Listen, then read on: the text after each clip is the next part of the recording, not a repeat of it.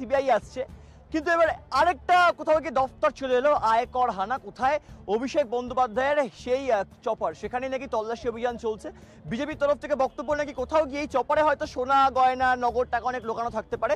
কারণ যদি পার্থ চট্টোপাধ্যায় ফ্ল্যাটের সেই খাটের তোলা থেকে টাকা উদ্ধার হয়, এত কালো টাকা যদি উদ্ধার করা সম্ভব পড়ে, তাহলে সেক্ষেত্রে অবশ্য অভিষেক বন্দ্যোপাধ্যায় কিন্তু সেই তালিকায় থাকতে পারেন। অভিষেক বন্দ্যোপাধ্যায় বলছেন আমার কোনো রকম সমস্যা নেই, কিন্তু কেন নির্বাচন কমিশন হুট করে এখন এই মুহূর্তে এইগুলো করার চেষ্টা করছেন? তাহলে কোথাও গিয়ে নির্বাচন কমিশন কি বিজেপির দালাল হিসেবে কাজ করছে? ভারতবর্ষের প্রধানমন্ত্রী নির্বাচন কমিশনের মতো সংস্থা যারা ভারতবর্ষের নির্বাচনটা করায়, যাদের নিরপেক্ষ থাকা দরকার, সেই নির্বাচন কমিশনকেও তাদের হয়ে কথা বলাচ্ছে, তাদের হয়ে কাজ করাচ্ছে। আসলে সবকা সাথ সবকা বিকাশ তো হয়নি। আসলে বছরে 2 কোটি চাকরি দেওয়ার কথা ছিল, সেগুলো তো হয়নি। আসলে ভারতবর্ষের তো বেকারত্বটা ওনার সময় চরমে পৌঁছে গেছে, তাই এই ভারতবর্ষের প্রধানমন্ত্রী দিশেহারা হয়ে গেছে। আর দিশেহারা হয়ে গিয়ে এই নির্বাচন বৈতরণী পার হওয়ার জন্য বিরোধী দলের নেতাদেরকে যেরকম খুশি সেরকম ভাবে অপদস্থ করবার চেষ্টা করা হচ্ছে। আজকে শুধু অভিষেক ব্যানার্জি নয়, রাহুল গান্ধীর কপ্টারেও সার্চ করা হয়েছে, কিন্তু কিছু পাওয়া যায়নি।